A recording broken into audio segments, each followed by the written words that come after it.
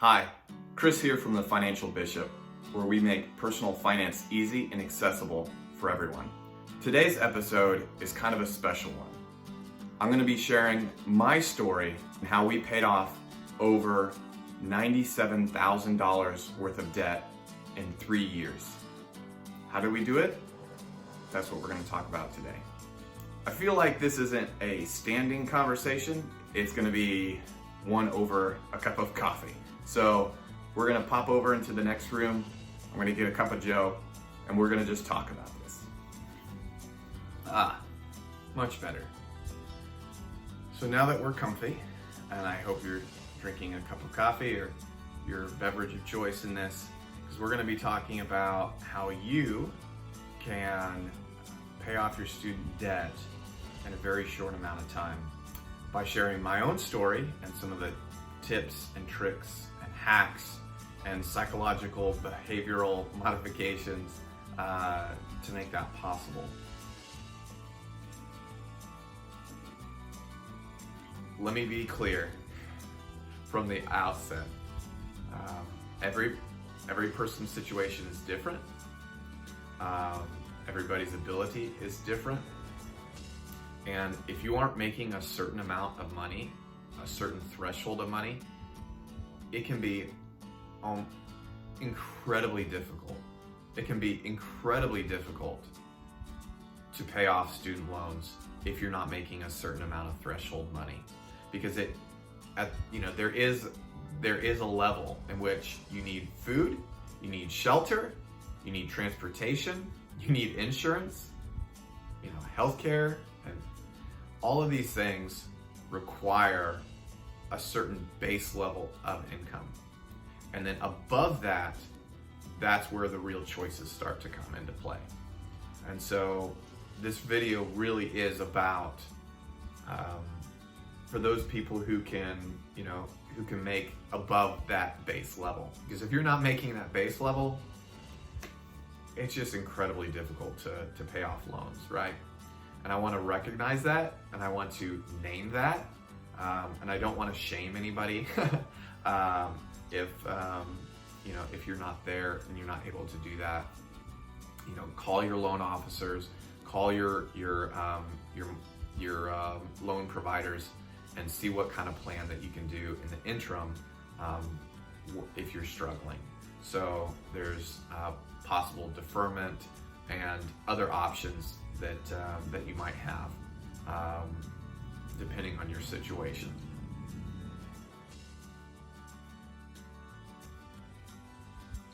So one of the very first things that I did was to figure out how much I actually owed and when I needed to start paying on those debts.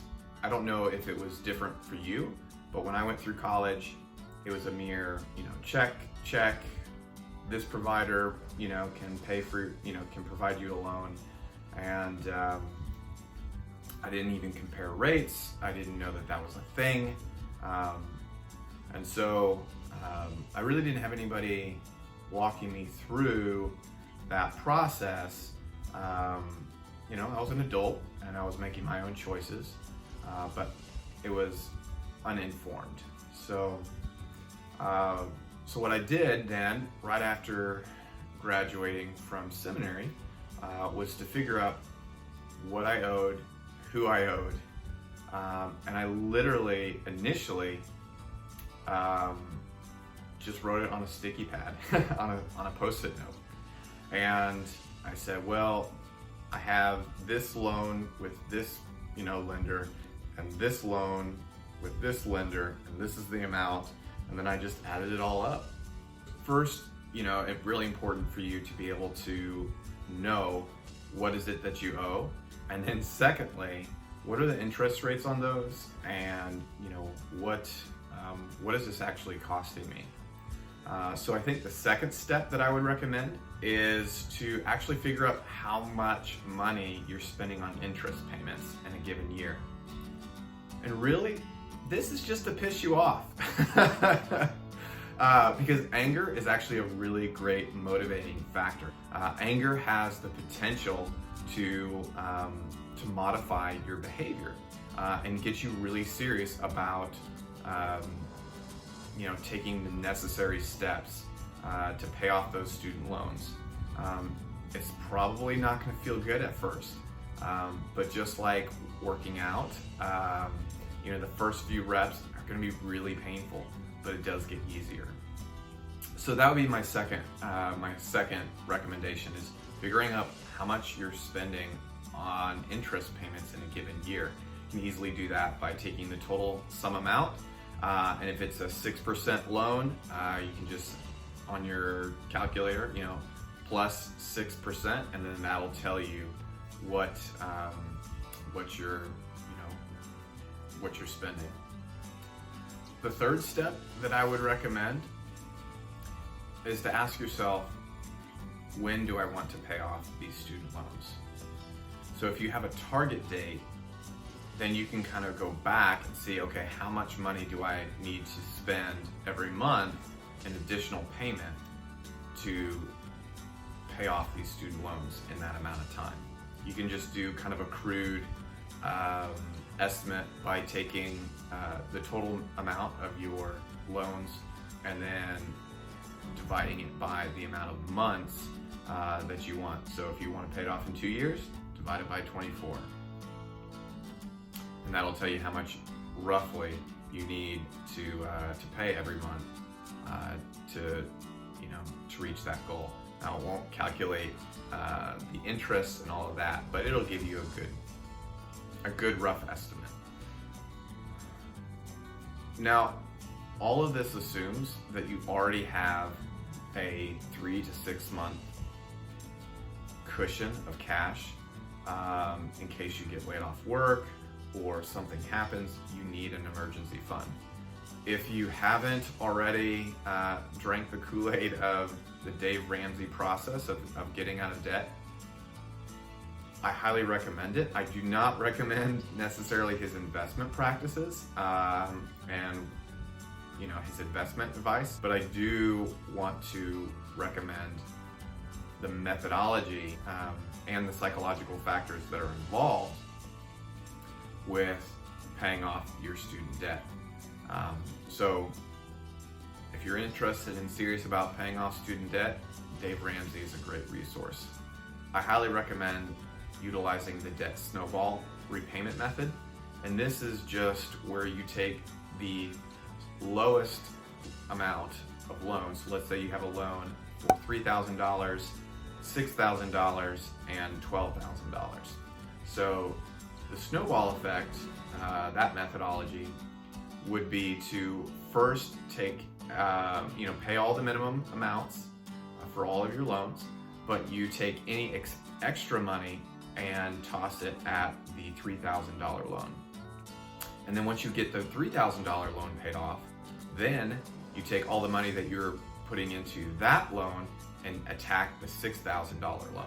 And once you get the $6,000 loan taken care of, then you move all of that extra money that you're paying for that into the $12,000 loan.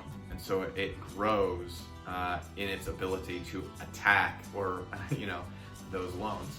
And this is so important. And the reason why it's so important is because you're going to get into about a year and a half, year and a half, and you're going to feel like, I'm never going to get out of this. I'm paying thousands of dollars every month in these student loans, and I still have a year and a half, 2, 3 years out. How can I do this? And so you need those small wins to stay motivated. It is so gratifying to go in and manually, pay extra on those student loans. You can see it start to shrink. And I did that every month, right? I had the automatic payments, but then I would go in and I would actually pay that extra amount manually. And that allowed me to see the principal to start to shrink. And then to pay off that very first loan was so gratifying. And it gives you that psychological boost to say, hey, I can do this. I can beat this. I can be debt free. It is like Dave Ramsey says, you need to live like nobody else now so you can live like nobody else later. And a little pain in the present will pay dividends, large dividends, to your financial future, and ultimately the freedom that brings. So now that you have set your target date, the day in which you will be free of debt, it's important to figure out how you're going to, to create little wins for yourself. One thing that really sucked but was incredibly helpful was to move to a cash-only system and use the envelope system that Dave Ramsey recommends. I know it sucks. I know it's painful. I know that it is inconvenient.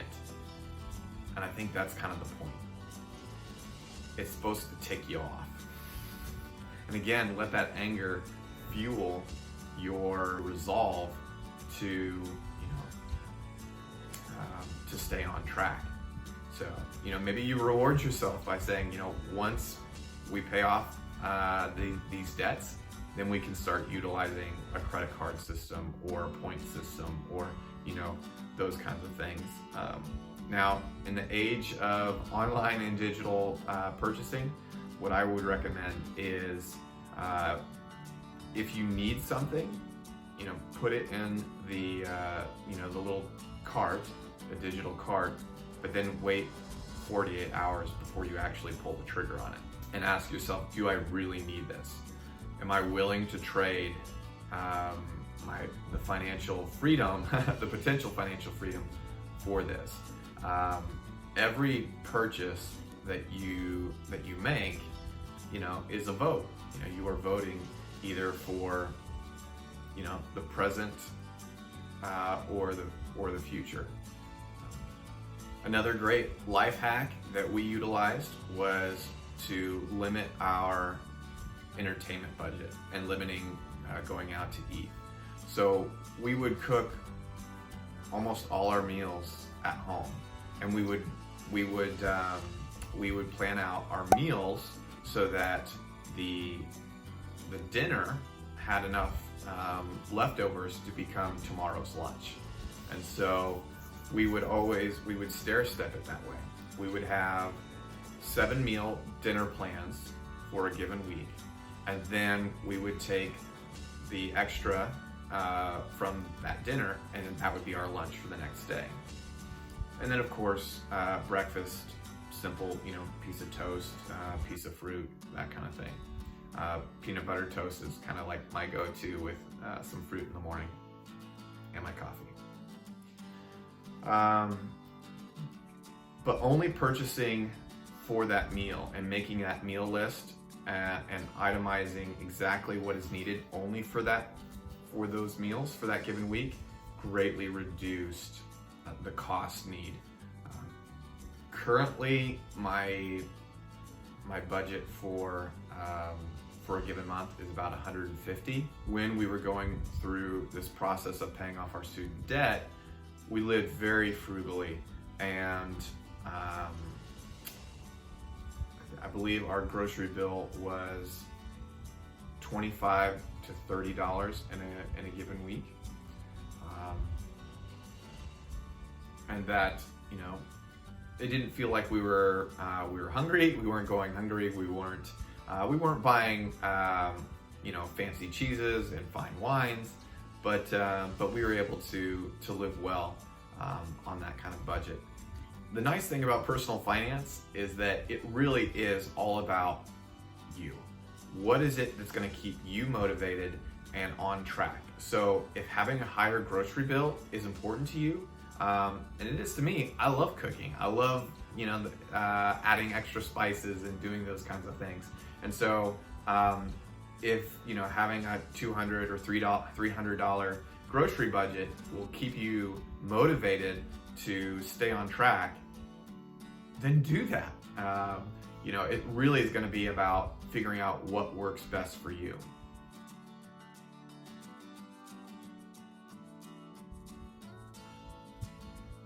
I think the hardest part about paying off your student loans was that it was not a quick fix. It was not something that we could just do in a 6-month period, hunker down and really pay off those student loans. It was a marathon. It was not a sprint. And so we had to figure out what were the psychological rewards that we needed in order to stay motivated and on track for the long-term goal. So for us, what was really important was travel. And so even though we were, paying an exorbitant amount of money every month on those student loans, we also took about $200 every month and put that back into saving for a trip, an international trip. And that was so rewarding then when we went on that international trip, even before we paid off our student loans. Now, financially, that doesn't make, if you were just looking at the numbers, that doesn't make sense, right? Because, hey, you would be able to pay off X amount months sooner if you put that money towards paying off those student loans. Yes, but I'm not a robot and neither are you. So you have to figure out what are the psychological needs, what are the emotional needs that you have, and really do some self-reflecting here. It is vital to know what makes you tick. What is it that's going to make your heart sing? What is it that's going to say, this is absolutely necessary, and if I can have this one thing, then I can give up these things, right? So for me, going out to eat doesn't really matter, To my mom, it does. It gives her so much joy, And so you got to figure out what works for you, and what's going to keep you on track. Because what we don't want is what I like to call absolutizing thinking. It's that either or, black or white kind of thinking that prevents you from taking a more moderate approach, a more sustainable approach that will actually get you to your end goal. If I say, I'm going to, this month, I'm not going to spend any extra money whatsoever. I'm going to be super lean, and I'm going to pay an extra $1,000 on that student loan debt. But next month, I'm going to relax, because I know next month I'm going to go see my family for Christmas or whatever, and I'm only going to pay the bare minimum for next month. And then the month after that, I'm going to live super frugally so that I can pay an extra $2,000 extra. So, there's way more ways to address this problem than just, super, linear and only one way. It may be that you look at it like a season, right? So, I know that these 2 months are going to be really hard. I'm going to just make the minimum payments, but then the next 2 or 3 months, I'm going to do a no spend, season on things. So again, this is a marathon. It is not a sprint, and you have to know yourself enough to be able to self-correct so that you don't self-sabotage. So is there a best way of paying off student loans? Yes, for you. But I don't know what that is. Only you are going to be able to figure that out. And this is going to be a trial and error process. And just recognize, in a trial and error process, there are going to be months where you rock it. And there will be months where, you end up only paying the minimum amount. And giving yourself enough grace and self-compassion and care to say, hey, it's okay. Let's restart next month. If you have an absolutizing mindset where it's going to be either all or nothing, you will inevitably fail, because we are human. And sometimes life happens to us, but we really get to choose our response to that life happening to us. And so what I would recommend is giving yourself enough grace to fail, and then try again. And what matters most is the person who is able to get back up and try again. And if you can do that, then you can figure out what is going to be most effective for your situation. And this can be done without making a whole lot of money. Again, we paid off $97,000, over $97,000 in debt in a 3-year period. And one of those years, we only had a single income of $29,000. So, you know, this is possible. You don't have to have a fancy pants engineering degree or lawyer degree or software engineer degree. You can be a regular Joe making regular money and still pay off your student loans in a relatively short amount of time. Another thing that we did that was really helpful is that we got rid of our second car.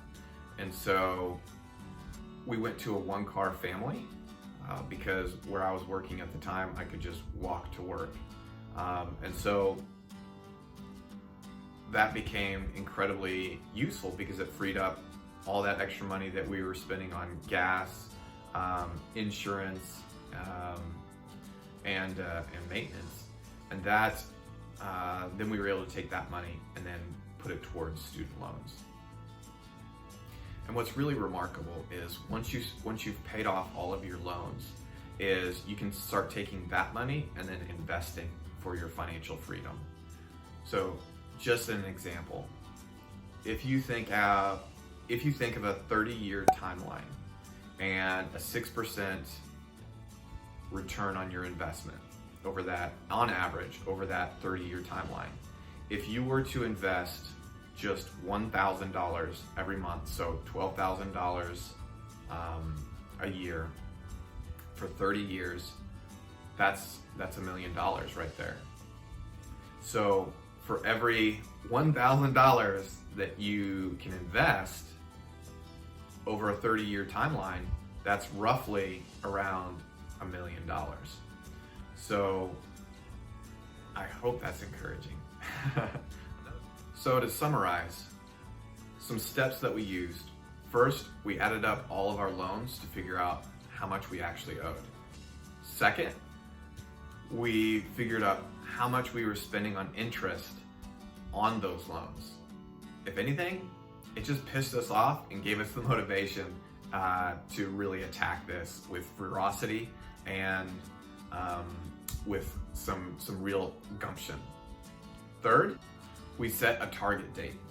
We decided when we wanted to pay off our student loans and then worked back from there to figure out how much we needed to pay every month to meet that goal. And that really set our budget financially. Fourth, we used a cash-only envelope system that we used from Dave Ramsey. So we used the debt snowball to pay off the smallest loan, and then we went to the next one, and to the next one, and to the next one, so that by the time we got to the biggest loan, we were putting a lot of money towards that loan. And those little wins provided us the psychological boost that we needed to stay on track. And lastly, we figured out what was really important to us, and we actually continue to spend money on that. So in my example, we put back money every month for vacation, and that was important to us.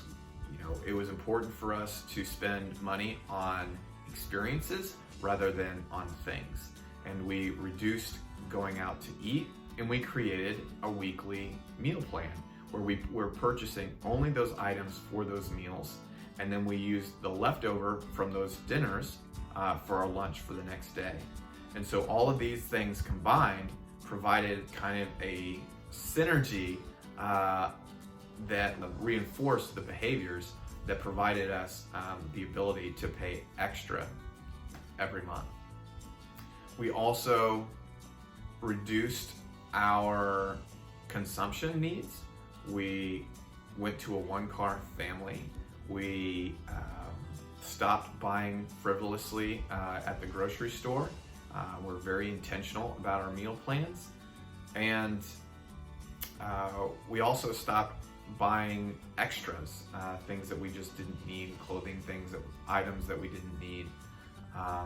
And we figured out what was it that was really important to us, so that we could reallocate funds towards those really important things. And that allowed us to stay on track behaviorally, psychologically. And it really did. It kept us motivated. So if you're struggling with student debt, don't give up. There's light at the end of the tunnel. You can get through this. You don't have to go bankrupt. If you can make that minimum threshold of standard of living that you need, then anything extra can go towards that student loan and those debts. Yeah. And again, if you live like nobody else now, you really can live like nobody else later. And once you pay off all those loans, you can start putting that money towards your financial freedom and achieve the goals that you want to achieve and get to that level of freedom. And in that freedom, then you have so much more opportunity that so many people miss out on because they haven't chosen and been intentional about their finances and how they spend their resources. So if this video was helpful, give it a thumbs up and go ahead and hit the subscribe button below. And check out my other videos, especially the one on single expense financial independence and how to invest using the Vanguard platform. And feel free to leave a comment or a question below. I'd love to hear from you. All right, we'll see you again next week. Bye-bye.